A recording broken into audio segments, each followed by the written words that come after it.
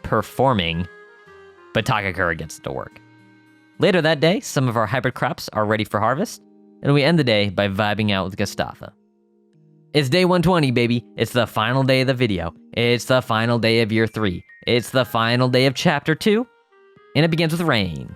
We say goodbye to the current versions of Lumina and Kay, as they'll be growing up in the next chapter. After that, we go home and put ourselves and chapter 2 to bed. We begin on day 121 as we head into chapter 3. It appears that Kay is interested in becoming an artist, and his beautiful drawing shows that he has the potential to be the next Picasso. Kay looks like he's about 8 to 9 years old now, and he's running around town and doing some fishing down by the swamp. Of course, he needs his own room now, so our house gets a nice upgrade. I think his room might even be better than ours. After selling some seeds to Van, we knock off our next major milestone as we purchase the teddy bear, completing the goal of buying all the child toys. Now, this bear is a special one. It blinks, stands up, and can move around just like a human would. That's not creepy at all. We end the day by going down to the dig site and digging up a hop ore and a gold coin to add to our collection. Day 122 starts on a somber note, as the carrots I was hoping would be ready for harvest died overnight. We get our first cutscene of the chapter as we run into Kay's room, and he shows us his precious treasure, a piece of driftwood. But he needs to run off to use the bathroom. At least we know that we properly potty trained him. On day 123, Nick, Nack, and Flack wake us up to a new chicken ready to be named. The Twitch chat decided that Tendies was the perfect name, since it's a rooster that will be sold anyways. We head on over to 𝗙𝗏𝗄's house where he gives us the first special item, a pair of bongos named Tum Tum. If you show this to your child a lot of times in chapter 3, there's a higher chance that he becomes a musician. Of course, this video wouldn't be complete without humbling Patrick in a game of territory capture, so we go ahead and do that. We continue on the special item train on day 124, as we head over to Floors to collect a special necklace. I think showing this to your child will increase their chance of being a scientist, but don't quote me on that. The next item on the chopping block is from Lumina, the music sheet. You guessed it, showing this one to your child will increase their chances of being a musician. We still have some dig site items to collect, so we head on down to the dig site and pick up a jade ball and the tablet for this chapter, Tablet E. We finish off the dig site items of chapter 3 on day 125 as we unearth the hip fossil. This is probably the last time we'll see Carter and Flora down here for a couple of years. On day 126, we're back in the kitchen making some recipes. We make a melon pie, an omelet, a gratin, a Meunier set, I don't know how to pronounce that, but here it is on the screen. Some pound cake, fruit juice, fruit punch, and a veggie cake. We make our first trip to Tartan of the chapter and make some second generation seeds, a 𝗏𝗏𝗏𝗏, a Radita, Potamello, and Caper. Of course, we go ahead and upgrade these seeds with an upseed and a happy lamp so that we can plant them as S-rank seeds right now. Skipping past a boring day 127, day 128 begins with a milk drinking contest with Rock. This was the first minigame I ever played in A Wonderful Life when I was a kid, and it's nice remembering that it's just as hard now as it was when I was 10. After 60 seconds of button mashing, Rock wins, but I will not be deterred. I go right back in for a rematch, only for Rock to win again. We beat up on Patrick in territory capture to make ourselves feel a little bit better, but the sting of defeat will never truly go away until I get my revenge on that blonde-haired demon. We're back at Takakura's house on day 129 to get some more second-gen seeds from Tartan. In this trip, we receive seeds to make a Berryto 2, K-Berry, Katie, Camello, Candy, Canro, Cashri, Tamaka, Yamato, and Sholo. This completes all the second-gen crops and trees. As usual, I upgrade all of them to S rank and start planting the seeds that will grow in this season. Whilst planting, we're interrupted by Nick, Nack, and Flack, as Nova has finally given birth. In their infinite wisdom, the Twitch chat voted for the calf to be named Java with a little asterisk, as many chatters believe that this election was stolen. After the excitement of childbirth, nothing sounds better than a glass or two of milk. So we challenge Rock to another round of milk drinking. Unsurprisingly, Rock wins round 1, but on round 2, we finally get a leg up and end up putting away 9 of those little milk jug thingies, and we finally cop a W. Nothing important happened on day 130, so we start on day 131, the first day of summer, and plant the second gen crops that will finally grow during this season. We then head on over to Daryl's house and see a nice cutscene. He's trying to harness the power of the sun to fuel the entire world. Against our better judgment, we decide to stay and see what happens of this experiment. Of course, this experiment does not go well, and we leave without saying anything else to the mad scientist. We decide to end the day by drinking more milk with Rock. We need to skip a couple days to get to the next notable event on day 134. We finally have some star milk, so we make it into good butter and good cheese. You definitely don't need these for any recipes. Regular butter and cheese will do perfectly fine, but I'm an insane person and wanted to get every in-game item, so of course, I gotta get the good version. Tendies has finally matured on day 135, so we decide to sell him and place a fertilized egg back in the incubator. Fingers crossed this time, it's a hen. We're back cooking in the kitchen, and we whip up some fried mushrooms this time. To end the day, we go around picking up the happy lamps around the valley, because if you're gonna try this challenge yourself, it is super important that you get all of these every single year. Skipping ahead all the way to day 141, Java is finally ready to be moved out of the calf hutch and into the barn. This time around, I was actually able to keep a newborn animal from being sick. Go me. Of course, the first day of fall means planting the second gen seeds and watering them so that they can grow nice and healthy. We wake up on day 142 with yet another chicken needing a name. We get lucky and it's a hen this time around, so the Twitch chat voted on the name Pepper. Now that we're at capacity and have plenty of fertilized eggs, we sell off the rooster Kitty since his namesake approved this transaction. We finally decide to take the plunge and make some third gen tree seeds. And a fun fact about these seeds is that you get to name them yourself. You only have about 4 characters to work with, so you gotta be creative. So I let the Twitch chat name these, and we landed on the Beat, a Joel, an E-Star, a Gap, a Guck, a Meg, a Nut, and a Crack. Now, all these names have funny backstories, but I can't explain them all, and here in this video take way too long, so go check out the VOD's channel in the description, and go check out those videos. They definitely explain them a lot better than I can, and it's very, very silly why they are named what they are. We're back in the kitchen cooking up a sweet cocktail and some furum jam, and then we go ahead and upgrade all of those third gen trees to S rank, plant them in the orchard, and then go back into the kitchen and cook up some furum jam to end the day. On day 143, we wake up and all of the music discs are magically in our backpack. Now, I don't know how this happened, but if you leave a comment, I think we might be able to get to the bottom of this, just me and you chatting. Skipping ahead to day 145, we finally got some rain, so we head on down to Daryl's lab to catch another cutscene. This time around, he's looking to complete another mega project, filtering the rainwater to provide clean water to the village and the town over. Unfortunately, the only option we have is to run. I'm guessing that this experiment went about as well as his other ones, but I mean, Daryl's a nice guy. I mean, he's just trying to help out the world, so I'm hoping that his next experiment finally works. On day 146, we notice that Born's udders are finally pink, so we get to isolate her from the rest of the animals. I haven't shown you guys that we've been watering our crops, but rest assured, we are, and here is me watering the crops like I do every single day. Here we are on day 148, and we have another Daryl cutscene.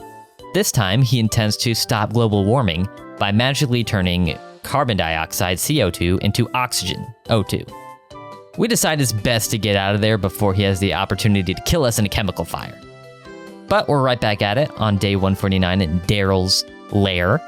This time around, his solution to landfill overcrowding is as simple as turning all that waste into usable electronic parts. Now, I don't know if this is possible, but I don't intend on sticking around to find out. However, our attempt to flee is stifled as Daryl forces us to watch his machine explode again.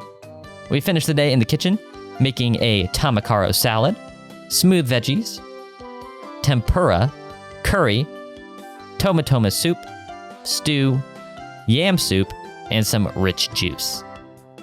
On the evening of day 150, all we really see is a sad Grant just sitting on the bench by the river. He must be sad knowing that this series is coming to an end. I am too. On day 151, Born finally gives birth. It's a calf that's gonna be sold anyways, so I let the Twitch chat get a little crazy, and they cooked up the name Wagyu.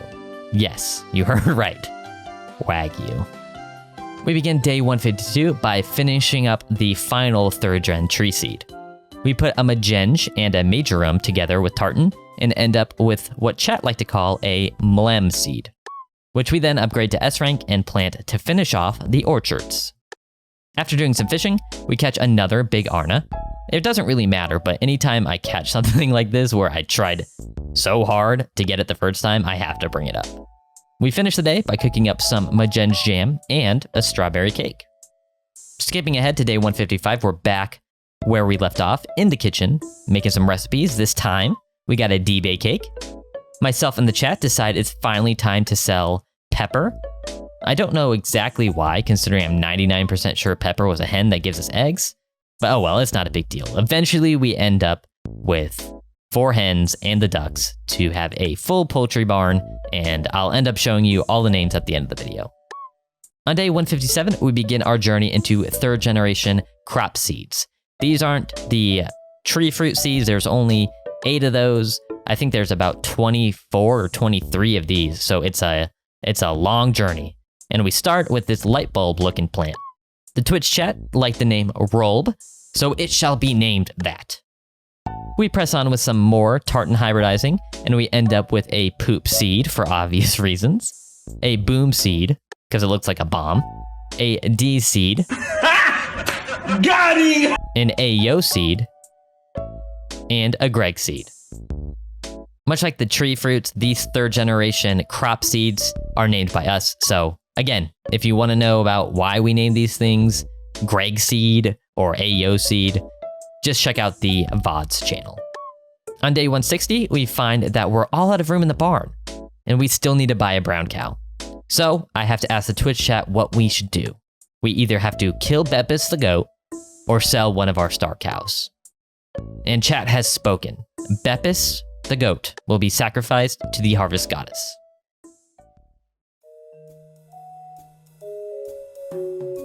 As the clock struck midnight, we're ushered into day 161, the first day of year 5, where Wagyu is finally old enough to move into the barn.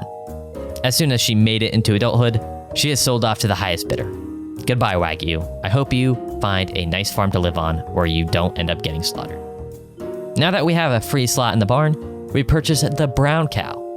Of course, we have to wait for her to arrive, so we finish the day in the kitchen by cooking up some earth soup and Good soup.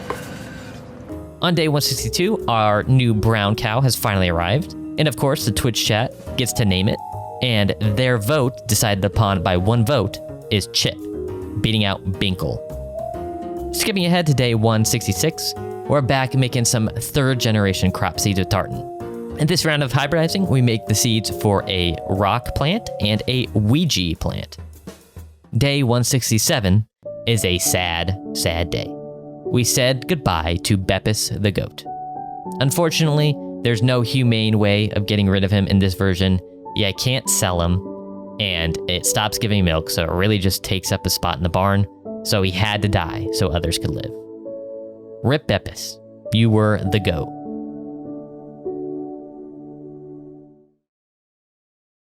We have to skip all the way to day 174 to get to the next important event, which is another round of 3rd generation crop hybridizing. Today, we make seeds for a ginge, thick, lonk, bread, and blad plants. Almost like we never left, we're back with tartan on day 175 to make some more 3rd gen seeds. Today, we make a Watt seed and plant it with all the other 3rd gen seeds. Of course, we upgraded it with a happy lamp, so it should grow in the season that it's not supposed to. I'm here to tell you right now, we don't care. Can you guess what we're doing on day 177? That's right, more hybrids. Today, we made seeds for a perp, doob, claw, pluddle, pickle, salt, and a perk. We upgrade all of these with happy lamps as well and plant them all in the big field. After a lot of attempts and failures, I learned that the final 3rd gen hybrid that we needed to make could only be made after 6 p.m. So we basically make a ginge plant, but after 6 p.m., it's a brand new 3rd generation hybrid. We named this one a 100%, as it's the last 3rd gen seed we'll ever have to make. Now hold your horses, Jack. Just hold them. Because on day 178, I learned something very sad. 3rd generation crops are really fickle. So not only do they need to be happy lamped to grow in each season, but they also need to be an S rank. So a lot of these guys that we just planted are going to end up dying and wilting anyways. So I'm gonna have to remake them. Of course, I won't force you guys to watch that process all over again, but it does make the challenge a little bit harder since we lost all that time. Skipping forward to day 183, whilst in the middle of a downpour, we showed Takakura an Ayo plant, aka an eggplant. Something he's never seen before, apparently. He asked if we want to show this in town, but we never get to answer that question. But fast forward to day 187, we enter the freezer building and get a cutscene. Takakura has left us a crop shipping bin, since someone wants to buy that weird crop that we showed him. Now we don't have to sell all of our crops and seeds to Van. Fun fact, I had no idea you were able to get the crop shipping bin in the original version of the game. I thought it was a special edition only or another Wonderful Life only mechanic, but you can get it. So if you're trying to complete this challenge just like I am, I will be adding that to the list of things you need to get. You need to get the crop shipping bin, you just have to. It's day 193. That's right, we've skipped 7 days to see a Van diet cutscene. I had to show this one because apparently he's been running full speed into pillars just to lose weight. I mean, I'm sure it's not the pillars, it's probably the running and the getting up from the ground that's making him lose the weight, but of course we say, you know, keep doing your thing, Van. Good job, keep it up, pal. I felt that it was only right that I completely detail what we do on day 200. So we start by happy lamping a whole bunch of Ayo seeds. I do this because this 3rd generation crop acts as a sprinkler once the stalk rises. So once you water one of these crops, they will water the adjoining 8 squares around it. We harvest a salt and 𝗙ecie plant before tilling the big field in a way to maximize the use of these Ayo seeds. We then plant all of our crops that have been happy lamped or will grow in the spring, and then check on the chickens and large animals. After a quick mid-morning nap, we go back into the fields to water our newly planted crops and order a miracle potion for Chip. We finish the day by repopulating the seed maker and getting out some more plants to happy lamp tomorrow. This entire day is pretty much what all the skip days look like. Just a lot of watering, you know, animal taking care of. It's a lot of boring stuff that I didn't want to subject you guys to. So this is what all these skip days look like.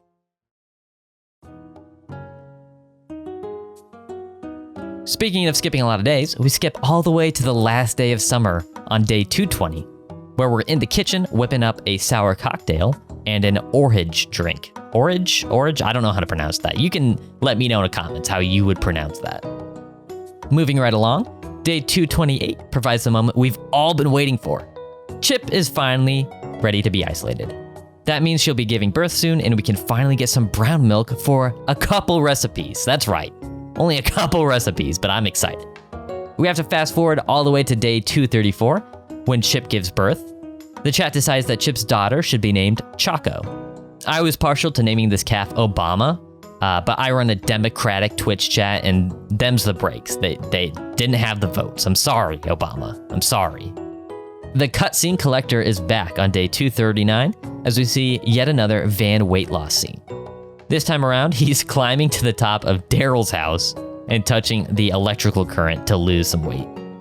The money I would have paid to see a 3D rendering of this happening is, I can't even quantify how much I would pay for this.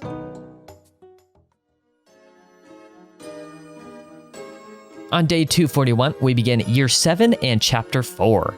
In this new chapter cutscene, it looks like Kay is still on the artist path, as he seems to be interested in what Cody is doing. Muffy asks if Kay has the making of an artist, and I personally think he does. Of course, Cody's word is more important than mine, even though I'm his father, but Kay's all grown up into a teenager now, and I guess he's already getting on Muffy's bad side. Also, we get our own room. Finally, there's no more sleeping in the living room next to the TV. We get our own little area. Now that we've got a little salt and pepper in our hair, Wally decides to finally trust us with his gold medal. If we show this to Kay, it'll influence his growth in becoming an athlete. We also get a cutscene with Cody. Turns out he made a little sculpture for us, and he even provides delivery to our own house. He asked which room to put it in, and I decide on the living room. I feel like without the bed there, it needs a little something something. It's a pretty interesting looking sculpture, and our character agrees with that. A little villager update for all those curious on how the characters look in this new chapter. Nami's got a new fit, and Hugh looks like a delinquent. A new chapter, of course, means new dig site items. So we head on over and we unearth the strange item, the temple ore, and the tablet for this chapter, Tablet F. Villager update number 2 for all you Chris lovers out there. She hasn't aged a day. It's day 242, and we begin with Nick, Knack, and Flack letting us know that Choco is finally old enough to be moved into the barn. We hit up the dig site and get the final item for this chapter, the strange fossil. Then head on over to Vans and haggle down a vase to 1500 G. Just like Cody, he provides free delivery and places it in our bedroom right next to the door that goes towards the kitchen. We're back getting cutscenes on day 245. We try to go into our son's room, but he kicks us out. I will not be denied the time with my son, so we go in again. But he's just as adamant that we're not allowed inside. Even though we built the room, we built the house, we built everything. What a little inconsiderate piece of Skipping ahead to day 253, Murray tells us he finally has enough money to go back to his village. He gives us a temple ore as a parting gift, and then he leaves the valley. But not before he has, quote, one last one for the road. I wonder what that means. Murray, what exactly do you plan to spend the money that I gave you on? What's one last thing? What is it? Tell me.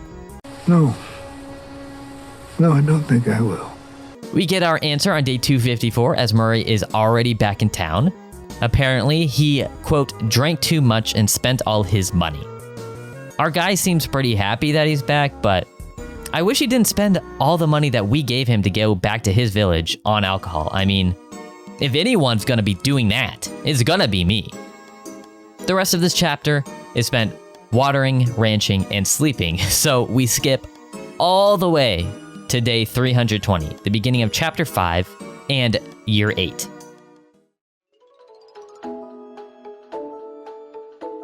In this new chapter cutscene, Muffy wonders if Kay is interested in farm work. We answer, he might be, but he seems like he likes art. She says that he should do whatever he likes, even if he doesn't want to be a farmer like we are. In the narrative, we fast forward a couple more years, and Kay's all grown up. He's out of his teenager phase. He's an adult now. He even agrees to help us out on the farm, even though he loves art. On day 321, we head on down to the dig site to get the final dig site items. We unearth the tablet, Tablet G, and the stone disc. Of course, we didn't have enough time on day 321, so we're right back down in on day 322, picking up the last 2 items we need, the Prosper ore and the back fossil. Day 323 is filled with making recipes, so buckle in.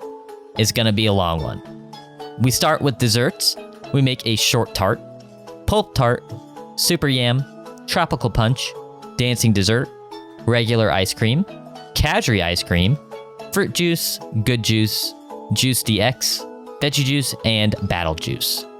Onto the entrees, and we whip up a fish set, bean bowl, baked totaro, fried totaro, mixed veggies, and rutabasse. Rutabasse? I don't know how to pronounce that, but you let me know how you pronounce it in the comments. Hors d'oeuvres are next up, and we end up with some shiny tempura, shiny stir fry, red hot pie, regular tempura, fried nuts, and fried veggies. Onwards to the salads. This time we make a red veggie, a melon salad, egg salad, mellow salad, pickles number 1, pickles number 2, a D-bay salad, a rare salad, shiny salad, fruit salad, potamel salad, and a red salad. This incredibly long day of recipes finally comes to an end with soups. We make the good soup, rare stew, potato soup, and tomatoma soup. Of course, I didn't have every ingredient that I needed, so day 324 means we have more recipes to fix up. We make a mixed fry, veggie pasta, hot curry, mushroom pasta, good for you soup, and super soup. Skipping ahead a week, we get another cutscene with Kay on day 331. He asks if Kate and Hugh like each other. We answer that we think so. He doesn't know what to do at that point, so we tell him not to give up and win her over. Of course, Muffy interrupts our father-son bonding time and correctly guesses that Kay likes Kate, and that Kay is also worried about Hugh. She tells him to go after Kate and become a man, if you know what I mean. He says he just needs to become a cool guy, just like me, and apparently everybody's surprised that my son thinks I'm cool. And of course, Muffy left the stove on, so she goes off to turn it off, I guess. Speaking of leaving the stove on, we're back to recipe making on day 339. Don't worry, this is the last of the 86 recipes we need to make, and we finish this batch with some good pickles, an adult salad, and the mountain bowl. We need to fast forward all the way to day 344 to get the next cutscene as Marlon finds us wandering around as usual. I think he's been watching us. He invites us over for a drink after work at Takakura's, but Celia is angry because Marlon hasn't got the carrot she's asked for. As he goes to grab it, Celia makes it known that you can't trust a man to do a job quickly. I disagree, but Marlon says he can't go for a drink anymore and he thinks Celia is becoming more like Vesta. And we plan to get a drink sometime later. I guess Marlon had a pretty busy week of work because we finally get to have that drink on day 351. While having a couple cold ones at Takakura's, Marlon mentions that women are creatures of change and that they no longer, quote, bow to our every whim. That's a yikes if you ask me, Marlon, but he asks us if Muffy has changed, and of course we say she's as good as ever. Then Takakura drops some sweet knowledge for us young folk. Are we young still? I don't know, but anyways, it leaves Marlon speechless. I mean, I agree with Takakura, but I mean, I guess Marlon's kind of, you know. It's finally day 360, and we move into the final year and chapter of Harvest Moon: A Wonderful Life. Muffy asks us some weird nonsense about round objects looking square. I personally think this is like a funny hit at like, look at these 3D polygons. They look square, and it's supposed to be a circular object. I don't know, maybe it's just me. But anyways, our character's dumbfounded, so we go to a flashback of Kay asking Muffy the same exact question. She thinks he's on drugs or something like that, but it's only a silly art thing with Cody. Flash forward, and as you can see, we're getting pretty old. We got the gray hair, and we got the smile lines, we got everything, but Muffy still looks great. Kay also helps out around the farm. He doesn't really do anything helpful, like he doesn't fill the troughs with food or take care of the chickens, but I mean, it's the thought that counts, right? We have to fast forward all the way to day 381, where we get a cutscene where Kate asks us if we need a bath. Of course, Natsume being amazing translators, our answer is yes, and he still suggests a steam bath anyways. Of course, we take him up on his offer, and some father-son bonding time ensues. He brings up that my hands look smaller than his and that it's probably because he's grown. And of course, he lets us know to take care of ourselves. This might be one of my favorite cutscenes in the entire game.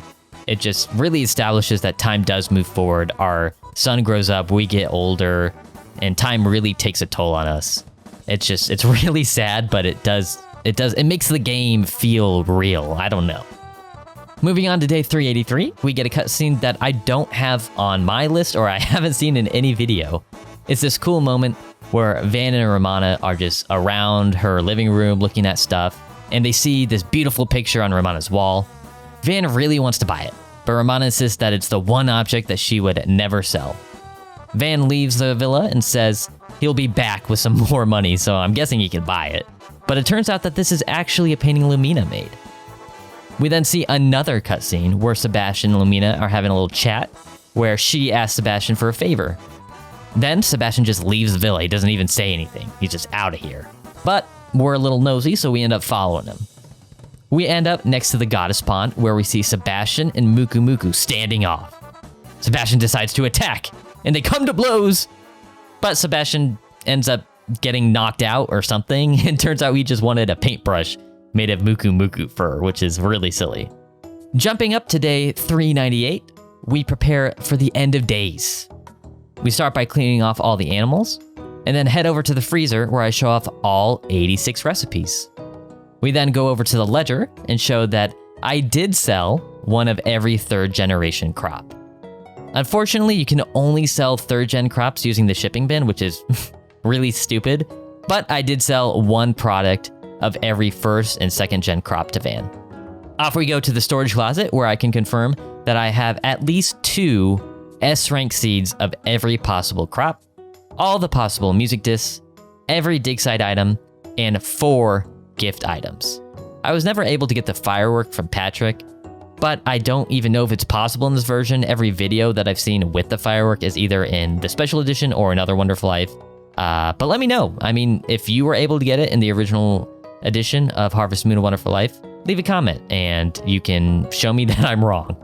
On day 399, we take our final trip down to hang out with Carter and Flora at the dig site, and then take one last W from Patrick in territory capture. Rock is ready for another milk drinking contest, but we're way too old to beat him and he's had a lot of practice with this. So instead, we drink a lot of stuff at the bar. It is day 400, the final day, and we begin with watching the sunrise at Galen's house. We then clean Nina's grave and have one last chat with her before we see her in the great beyond. We head up to the villa and talk to Romana, Lumina, and Sebastian. Talk to Wally and Grant around town, and they've aged just as much as we have. We feed and take care of our chickens, give Otis and Zuko their final egg, and cook up an adult salad and ice cream, the final meal that we will prepare for Muffy. Of course, we can't end the playthrough without seeing Murray steal some more food from us. We head on down to the inn and chat with Tim and Ruby, and then win our final milk drinking contest against Grant. We take out our fishing rod and catch one last rainbow down by the bridge, and turn that into a good soup for Kay. Of course, he doesn't want his father's cooking, so we hand it over to our partner in crime, Takakura. We say goodbye to Tartan and give all of our large animals one last brush and cuddle. We take a trip down to the Goddess Pond, say goodbye to Muku Muku, and then give the large animals some good fodder, since we don't need it anymore. We give Kay one last jug of S-rank star milk as a parting gift, then go talk to Knick Knack and Flack. As we take one last final look at the status book, we see the end screen of our farm. The family consists of me, Jack, Muffy, and Kay. Of course, we have all the buildings: Bessie, Deluxe, Cactus, Nova, Born, Choco, Java, and Chip are the survivors in the barn. Rip Beppis, by the way, you're a legend. In the chicken coop, Juniper, Roberta, Usagi, Chip, Joanna, and Doug survive. And finally, our 2 pets, Otis and Zuko. We share a few more words with Kay and Muffy, and then take Deluxe down to the ocean and enjoy our final seconds as the calendar switches over to Spring 1. The final cutscene begins as Muffy comes to the bedroom, and we let her know that she still looks pretty after all of these years. A few days later, we won't wake up, and Kay runs down to get Dr. Hardy, where he has to deliver some sad news. Celia, Nami, Murray, Carter, and Griffin gather down at the bar and reminisce about their lost friend. Fast forward an unknown amount of time, and we learn that Kay has decided to become an artist. Kay ends up leaving the house in the middle of the night to go be an artist or something, leaving Muffy to discover that she's all alone in a note. Muffy then decides to take up the mantle of the farmer and continues running the farm with Takakura, who can't retire because we went and died on him. I'm so sorry, Takakura. You really deserve that retirement, dude. Of course, we end the game with Takakura looking out on the very beach that we had our last couple moments.